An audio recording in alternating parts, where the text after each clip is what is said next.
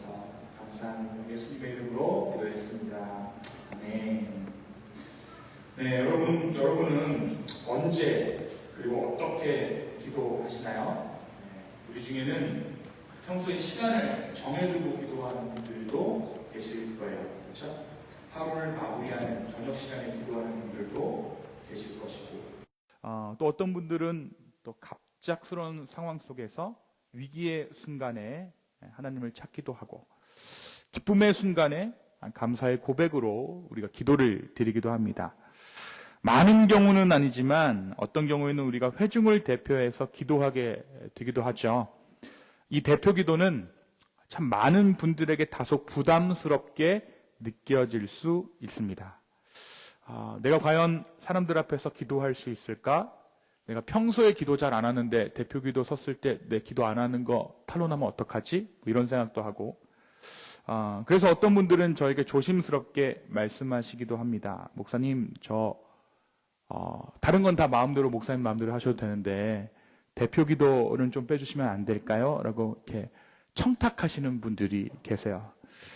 이런 마음은 결코 믿음이 약하거나 신앙이 미성숙해서 생기는 것이 아닐 거예요. 오히려 하나님 앞에 서는 그 자리가 얼마나 중요하고 두려운지 알기에 그만큼 진지하게 여기는 마음의 표현일 수도 있을 것 같습니다. 기도는 단지 어떻게 보면 언변을 잘하는 사람이 기도를 잘하는 것도 아니고요. 또 말이 어눌하다고 해서 기도를 못하는 것도 아닌 것 같아요.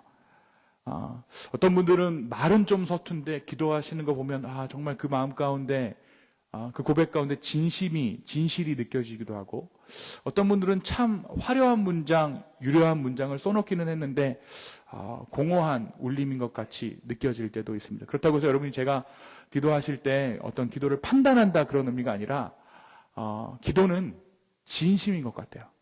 마음을 담아하는 것 같습니다. 그렇죠? 또한 흥미롭게도 우리 중에는 누군가 기도를 가르쳐주지 않아서 기도하는 것이 어려운 분들도 계실 것 같습니다. 이것에 관해 제가 흥미로운 일화 한 가지를 겪은 적이 있습니다. 제가 대학을 다닐 때 소그룹을 인도하면서 경험한 일이에요. 제가 저희 셀 그룹원들과 기도 제목을 나누는 시간이었어요. 근데 한 지체가 이제 기도 제목 나누는데 저는 기도 제목을 나누지 못하겠다라는 거예요. 제가 속으로 생각하기에 뭔가 말 못할 사정이 있는가 보다. 그래서 이제 운영의 묘를 발휘해야겠다. 그래서 그러면 말씀하시지 않아도 된다라고 이렇게 말씀을 드렸어요. 그래서 이제 그 지체를 빼고 기도 제목을 나누기 시작했습니다. 그리고 이제 모든 사람들이 기도 제목을 나눴어요. 그런데 다 나누고 나서야 이 지체가 순장님 저 기도 제목 나눌 수 있을 것 같아요. 그러는 거야. 그래서 제가 이렇게 생각했습니다. 성령께서 우리가 기도 제목을 나누는 동안 이 사람의 마음을 만져주셨구나. 그래서 이 사람이 이제 기도 제목을 좀 나눌 수 있나 보다라고 생각했습니다. 근데 알고 보니까 이 친구가 교회라는 곳을 처음 나와서 기도 제목이라는 것을 뭔지를 몰랐던 거예요. 그래서 기도 제목을 나누니까 뭔가 이제 마치 영화 제목을 짓는 것처럼 특별한 타이틀을 만들어내려고 했던 거예요. 가령 예를 들면 양들의 침묵, 바람과 함께 사라지다, 이런 이제 타이틀을 제목을 지어야 되나 보다라고 생각했던 거죠. 제가 그때 처음 깨닫게 된 것이 나도 기도에 대해서 한 번도 배워본 적이 없구나라는 생각을 했습니다. 그냥 눈치껏 교회 다니는 것이 오래되다 보니까 기도도 하게 되고 대표 기도도 하게 되었다라는 사실을 깨닫게 됐어요. 배운 적도 없는데 나도 참 배운 것처럼 기도하고 있구나라는 것을 제가 그제서야 발견하게 된 것입니다. 이렇게 우리는 기도를 배워야 할 것이라고 생각하지는 않는 것 같아요. 오늘 성현 자매님이 대표 기도 아주 잘해 주셨는데 누군가에게 성현 자매님한테 기도를 1:1 과외해 주지는 않았을 것 같아요. 우리 교회 처음 딱 온다고 해서 목사님이 기도는 이렇게 하는 겁니다. 물어보지 않는 이상 잘 가르쳐 주지 않습니다.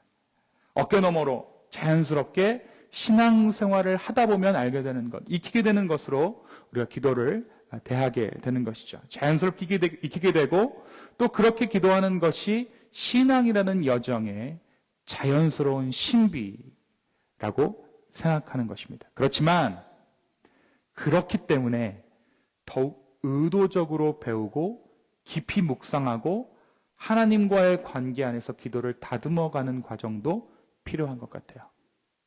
우리가 다 자연스럽게 기도하지만 신앙의 어떤 시점 안에서는 내 기도를 한번 점검해 볼 필요가 있다는 거죠.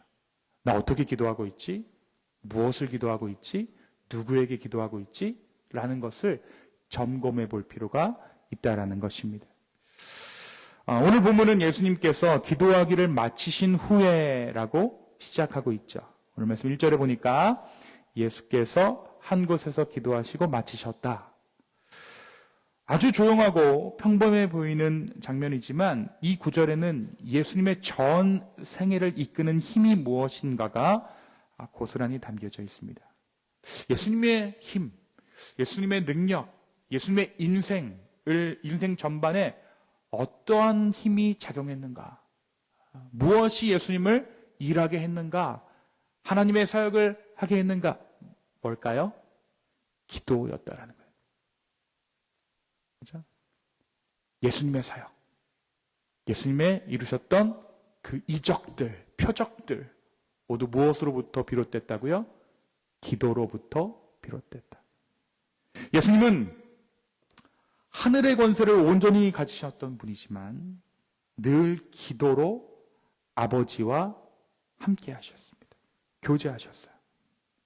중요한 순간마다 기도로 준비하셨고 때로는 혼자 조용한 곳으로 물러나 새벽 미명에 기도하시기까지 했습니다.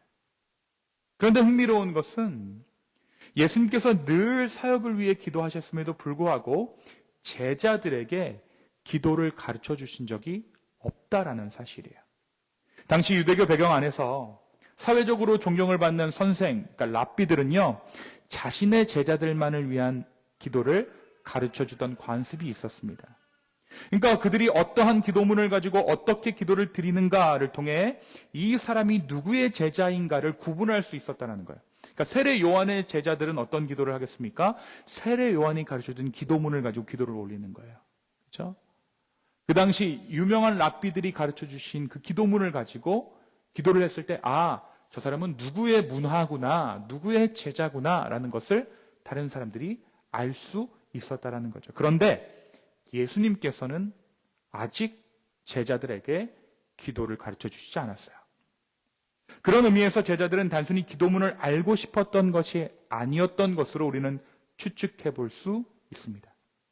요한의 제자들은 기도를 배웠다는데 우리는 왜 없죠? 우리도 하나의 공동체이지 않습니까? 우리도 예수님의 사람들인데 우리에게도 세례 요한의 공동체가 가지고 있는 그러한 기도문, 그러한 기도가 있어야 하지 않겠어요? 라고 하는 그러한 요구가 그들 가운데 있었다라는 거예요. 여러분 흥미롭지 않습니까? 지금으로 치면 어때요? 저쪽 교회에서 드리는 기도문하고 우리가 드리는 기도문이 달랐다라는 거예요. 그러니까 기쁨의 교회 기도문을 외우는 사람은 어떤 사람들입니까? 기쁨의 교회 교인들이고, 그렇죠? 침례교회 기도문을 외우는 사람들은 침례교회 사람들인 거예요. 그렇죠? 마치 이와 같이 제자들이 세례 요한의 제자들이 가지고 있던 그 기도문이 부러웠던 것 같아요. 예수님 정도면 기도문을 가르쳐 줄 만한 능력이 되시는 것 같은데 이제 우리에게도 우리 공동체에 합당한 기도문을 좀 가르쳐 주십시오라고 요청했던 것입니다.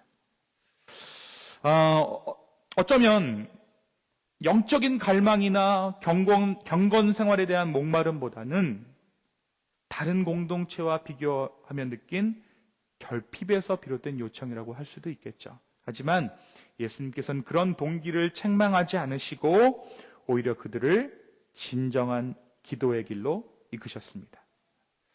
그들에게 친히 기도할 바를 가르쳐 주신 것이죠. 그리고 이 기도가 바로 제자들의 정체성이 담긴 기도가 되었고 시간이 흘러 오늘을 살아가고 있는 우리의 정체성인 담긴 기도가 되었습니다. 이것이 무엇입니까? 주기도문이에요. 모든 그리스도인들이 하나님께 드릴 합당한 기도. 다시 말해 어떤 상황에서도 우리 주님께서 들으시는 기도. 그 기도를 예수님께서 제자들에게 가르쳐 주신 것입니다. 자, 그렇다면 예수님께서 제자들에게 가르쳐 주신 기도는 어떻게 시작하죠? 오늘 말씀 2절 한번 보겠습니다. 예수께서 이르시되 너희는 기도할 때 이렇게 하라. 아버지여 이름이 거룩히 여김을 받으시오며 나라가 임하옵시며. 어떻게 시작하죠? 무엇으로 시작하죠? 아버지요. 아버지가 누굽니까? 하나님이에요. 하나님을 무엇이라고 부르고 있죠? 하나님을 아버지라고 부르고 있습니다. 하늘에 계신 우리 아버지요. 워낙 우리가 익숙한 시작이기 때문에 이 기도문의 시작이 우리에게 새롭게 다가오지 않을 수도 있을 것 같아요. 당시 제자들은 이 기도의 시작에 세상이 뒤집어지는 듯한 충격을 받았을 거예요. 왜요? 왜요? 하나님을 뭐라고 불러요? 아빠, father라고 부르는 거예요. 아빠라고 부르는 거예요. 아버지도 아니에요. 아바, father. 아빠라고 부르는 거예요. 여러분, 당시 유대인들에게는요, 하나님은 너무나도 거룩한 존재이기 때문에 그 함자를 부르지 않았어요. 우리나라 유교 문화를 생각하시면 좀 편할 것 같아요. 우리가 아버지의 이름을 부를 때 어떻게 부릅니까? 무슨 자, 무슨 자, 무슨 자입니다. 라고 이야기하죠. 거룩함을 표시하거나 존경을 표시할 때 그 이름을 함부로 부르지 않잖아요. 그래서요, 하나님을 뜻하는 네 글자가 있는데 이 네 글자를 직접 읽지도 않고 주님 또는 그 이름이라고 불렀습니다. 아도나이 또는 하샴이라고 불렀다라는 거예요. 그런데 그 절대자 되시는 그 거룩하신 하나님을 지금 예수님께서 뭐라고 부르세요? 아버지라고 부르는 거예요. 여러분 한번 생각해 보세요. 제가 지금 전화를 딱 걸어가지고 이재용 회장한테 형 잘 지내? 이것보다 훨씬 더 큰 충격이었다라는 거예요. 아니, 하나님을 아버지라고 부른다고? 그런 하나님, 절제자 되시는 그 존재를 예수님의 아빠라고 불렀던 거예요. 여러분, 예수님께서 가르쳐주신 이 기도는 아버지여 라고 부르는 부름에서 이미 그 방점이 찍혔다라고 봐야 합니다. 게임이 끝난 거예요. 이 짧은 그러나 놀라운 하나님을 부르는 호칭 하나가 내가 누구인지 그리고 내가 어떤 세상 속에서 살아가고 있는지를 결정짓는 선언이기 때문입니다. 아버지. 여러분, 애니메이션 겨울왕국 보신 적 있으시죠? 그죠? 주인공 엘사 다 아시잖아요? 주인공 엘사가 어떠한 능력을 가지게 됩니까? 손에 닿는 것이 다 뭐가 되죠? 다 얼음이 돼버려요. 멀쩡하던 물건이 엘사가 손을 대면 지직지직 하고 얼음이 돼버립니다. 그렇죠? 자신이 생활하는 주변까지도 얼음 공간으로 변하게 돼요. 그래서 엘사가 어떻게 합니까? 자신의 능력이 위험한 것을 알고 방을 꼭꼭 걸어 담그죠. 여러분, 우리가 하나님을 아버지라 부르는 그 순간이 이와 같은 거예요. 마치 엘사의 손이 닿는 모든 것이 얼음으로 바뀌듯이 우리가 하나님을 아버지라고 부르는 그 순간부터 완전히 다른 차원의 질서로 우리 주변이 변화되기 시작하는 거예요. 나는 내가 속한 곳이 내 직장, 내 경력, 내 경제적인 능력인 줄 알았는데 내가 하나님 아버지 품 안에 있었구나. 내가 아버지께 속한 자구나. 나는 내 생각과 내 선택이 내 운명을 좌우한다라고 믿었는데 아버지 품 안에 있었구나. 나는 내 삶의 가능성이 내 능력과 내 조건에 달린 줄 알았는데 아버지 품 안에 있는 것이었구나. 그것이 바로 아버지, 하나님을 아버지라고 부르는 순간에 우리가 깨닫게 되는 것들이에요. 내 삶의 기준이 바뀌는 전환점, 내 인생의 주인을 바꾸는 한마디, 그것이 바로 우리가 기도할 때 부르는 아버지라는 고백입니다. 그 한마디에서 새로운 정체성이 시작되고 세상의 질서가 재편되고 하나님 나라가 내 삶 가운데 임하기 시작하는 거예요. 그래서 하나님을 아버지라고 부르는 것은 단순한 종교적인 문장이 아니었습니다. 그것은 하나님 나라의 새로운 질서에 내가 들어가겠습니다. 하나님께서 세우신 질서에 내가 속했습니다. 라는 고백이에요. 여러분, 이것을 종교적으로 보면 어떻습니까? 여러분, 참남한, 신성 모독죄죠. 어떻게 하나님을 아버지라고 부르지? 그런데 이게 진짜 고백이라면, 이게 정체성이 담긴 고백이라면 얘기가 달라지는 거예요. 그렇습니다, 주님. 내가 주님의 질서 안에 있는 자입니다. 내가 아버지의 자녀입니다. 아버지여 라고 하나님을 부른 그 고백 뒤에 곧바로 이렇게 고백하죠. 뭐라고 고백합니까? 그 이름이 거룩히 여김을 받으시오며. 왜 이 고백을 했을까요? 여러분, 주기도문이 그냥 두루룩 나와 있는 게 아니에요. 다 연관관계가 있습니다. 자, 하나님을 뭐라고 불렀어요? 아버지라고 불렀죠. 자, 그러면 우리가 흔히 생각했을 때 하나님을 아버지라고 불렀으니까 무엇이 훼손됐다라고 생각할 수 있죠? 거룩함이 훼손됐다라고 느껴질 수 있는 거예요. 감히 하나님을 아버지라고 불렀으니까. 그런데 예수님 뭐라고 말씀하시냐면 이름이 오히려 거룩히 여김을 받으시오며. 여러분, 하나님을 아버지라고 부르는 그 친밀한 고백 속에야말로 하나님의 이름이 진정으로 거룩히 여김을 받는 길이 있다라는 것을 예수님이 보여주셨다는 것. 당시 유대인들이 지키고자 했던 하나님의 거룩함, 그러니까 그 이름을 입에 올리는 것조차 두려워했던 경외의 문화 가운데 하나님을 아버지라고 부르는 그 예수님의 가르침은 파격이었지만 동시에 거룩함의 회복이었다는 것. 하나님을 아버지라고 부르는 것은 하나님을 경홀히 여기는 것도 아니고 그분의 위엄을 떨어뜨리는 것도 아니라는 것입니다. 오히려 하나님을 아버지라 부르는 것은 하나님이 어떠한 분인지를 가장 깊이 이해한 자만이 할 수 있는 고백이라는 것이죠. 그분의 거룩하신 이름이 삶 속에서 드러나는 통로입니다. 그러니까 거룩의 개념이 바뀌는 거예요. 만지면 안 되는 것이 거룩이 아니라 누구든지 만질 수 있는 거룩으로 이 고백 가운데 예수님 패러다임 전환을 하신 겁니다. 거룩. 여러분, 구약의 거룩이 어떤 의미입니까? 제가 설교 시간에 몇 차례 얘기했죠. 만질 수 없는 거예요. 만져서는 안 되는 거예요. 근데 신약에 와서 예수님이 그 거룩을 어떻게 바꾸셨습니까? 누구든지 만져야 하는 것으로 바뀐 것이죠. 그렇죠? 아버지의 이름을 아무도 부를 수 없는 그러한 이름으로 만들어놨던 유대 문화에서 하나님을 감히 아버지라고 부르게 함으로써 그 거룩함을 오히려 회복시킨 것입니다. 하나님을 단지 멀리 계신 두려운 신으로만 여기지 않고 내 삶 가운데 계시는 사랑으로 다스리시는 아버지로 고백할 때 그 이름은 세상 가운데 더욱 큰 영광을 얻게 되는 거예요. 자, 그런 다음에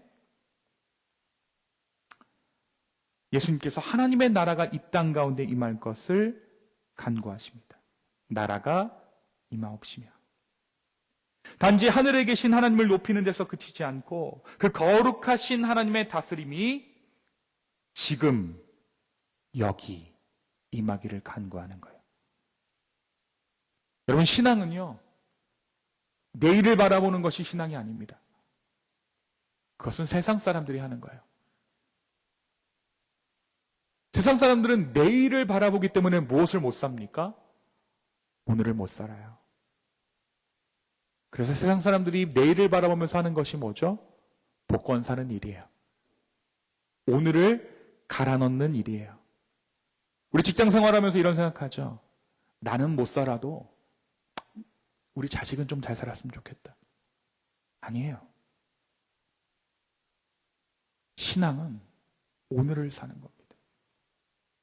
하나님의 나라는 우리로 하여금 내일을 살게 하는 것이 아니라 오늘을 살게 하는 거예요.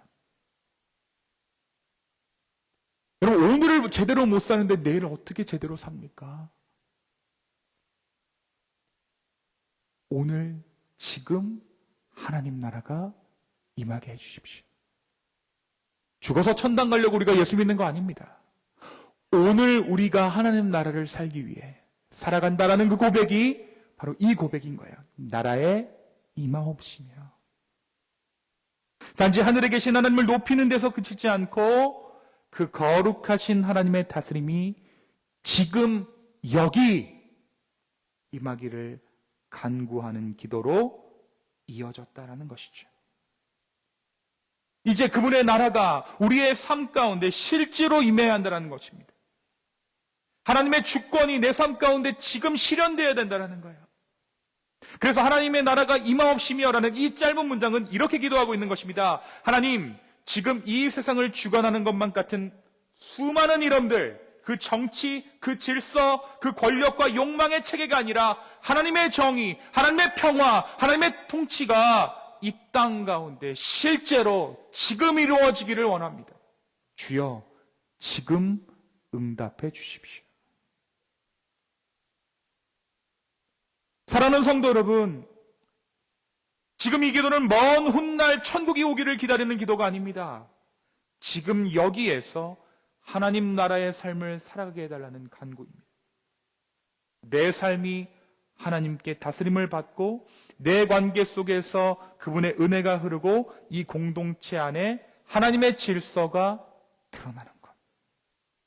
자, 그러면 여러분 어떻게 될까요? 지금 이만 하나님 나라를 경험한 사람들은 어떠한 고백을 하게 될까요? 굉장히 재밌습니다. 그 다음 바로 고백이 어떠한 고백이죠? 밥 줘서 감사합니다. 일용할 양식 줘서 감사합니다. 굉장히 현실에 맞닿아 있지 않아요? 그렇죠? 하나님의 나라가 멀고 먼 게 아니라 오늘 이만 하나님의 나라를 경험한 사람들은 지금 내 앞에 임한 이 밥상이 허투루 보이지 않는 거예요. 이게 너무나도 감사한 거예요. 여러분, 이 고백은 자칫 흔한 감사로 보일 수 있어요. 우리에게 날마다 일용할 양식을 주시옵고. 하지만 밥상머리 앞에서 감사로 반응할 수 있다면 그것이야말로 우리가 지금 하나님 나라의 한가운데 살고 있다는 반증임을 이 흔한 고백이 담아내고 있는 거예요. 여러분, 밥상 볼 때마다 여러분 하나님 나라를 보고 계신가요?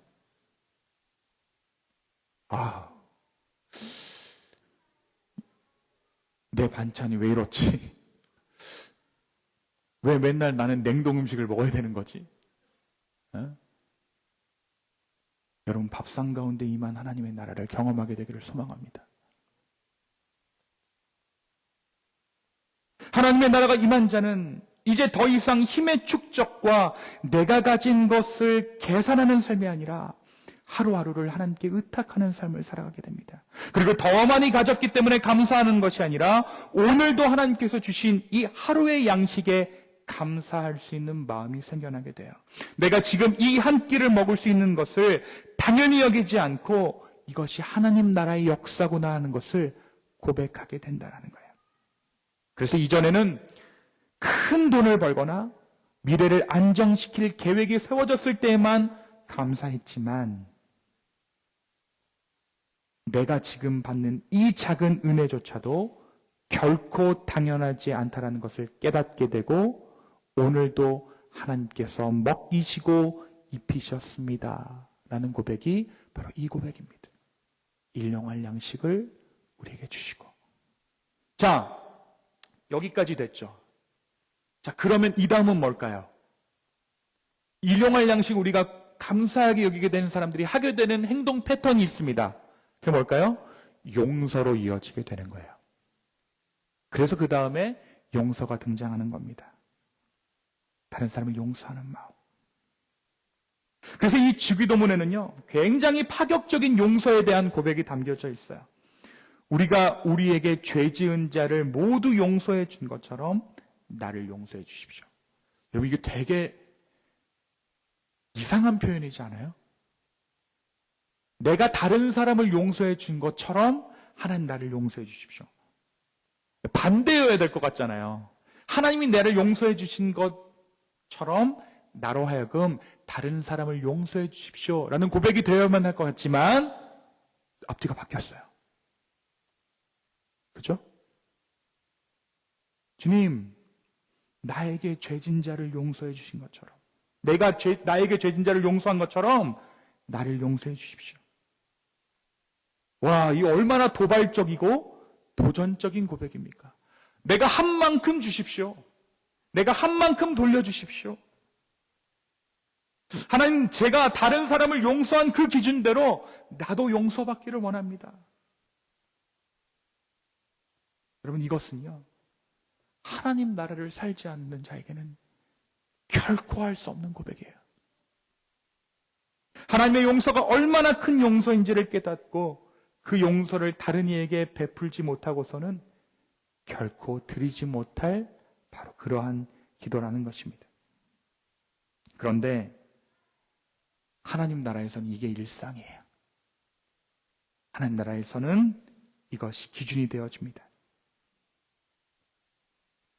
하나님께 용서를 받았기 때문에 그 하나님의 용서를 내가 누군가에게 베풀고 다른 자에게 구원과도 같은 삶을 살아내는 것. 그래서 나의 용서가 곧 하나님의 나라를 이루게 되는 선순환이 내 삶 가운데 흐르는 자의 삶이 바로 믿는 자의 삶입니다. 그러니까 여러분, 이 주기도문을 드릴 때마다 굉장히 파격적인 고백을 주님께 드리고 있는 거예요. 그렇잖아요. 근데 우리의 기도는 어떻습니까? 이 주기도문과는 반대의 기도를 우리가 드릴 때가 많아요. 하나님, 은혜 주셔서 내가 저 사람 용서하게 해주세요. 이게 아니에요. 용서한 것만큼 날 용서해 주십시오. 사랑하는 성도 여러분, 오늘 우리가 함께 나눈 주기도문은 단지 기도의 형식을 가르치신 것이 아닙니다. 자, 이 기도에 이런 기도문을 이렇게 써놨으니까 이 기도를 읊으면 내 제자야 라고 말했던 다른 어떤 랍비들의 기도문을 예수님께서 가르쳐 주신 것이 아니에요. 이 기도는 예수님이 누구신지를 보여주는 기도이고 하나님 나라가 담겨져 있는 기도입니다. 제자들이 예수님께 기도를 요청했던 것은, 예수님, 내가 저런 사람이 좀 부럽습니다, 세례 요한 같은 그런 기도를 가르쳐 주십시오라는 그러한 요청일지 모르지만 예수님은 하나님 나라의 백성은 이렇게 사는 거야 라는 것을 기도로 말씀해 주신 거예요. 누군가는 이렇게 말하죠. 주기도문에서 기도가 빠지면 뭐예요, 여러분? 주문이에요.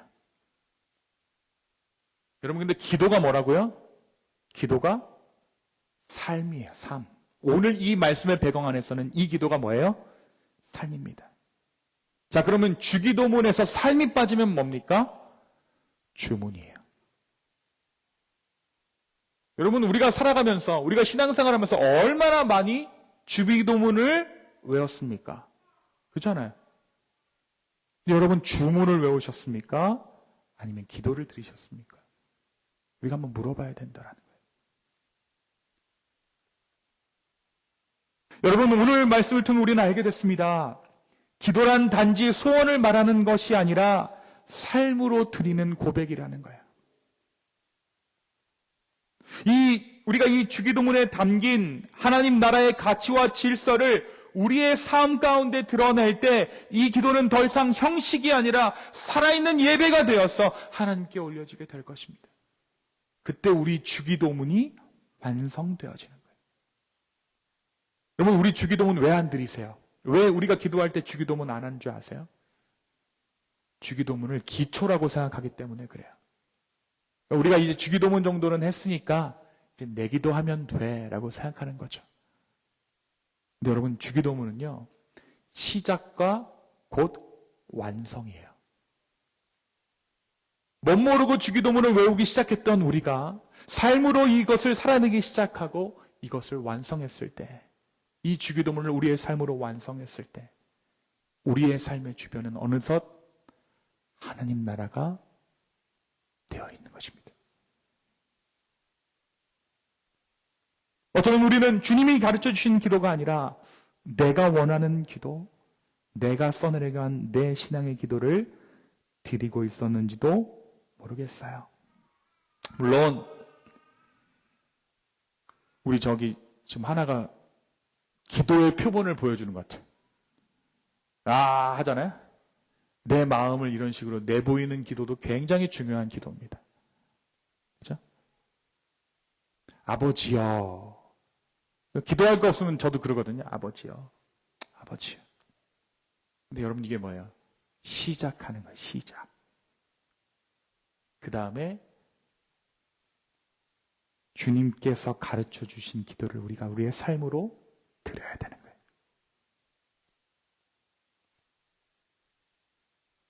사랑하는 기쁨의 교회 성도 여러분, 우리의 삶이 주기도문 되어지기를 소망합니다. 그리고 이 주기도문 안에서 우리의 삶이 하나님 나라를 경험케 되기를 소망합니다. 여러분의 삶이 기도입니다. 우리의 삶이 온전한 주기도문으로 주님 앞에 드려지게 되기를 예수님의 이름으로 축원합니다. 우리 시간 함께 좀 찬양했으면 좋겠습니다.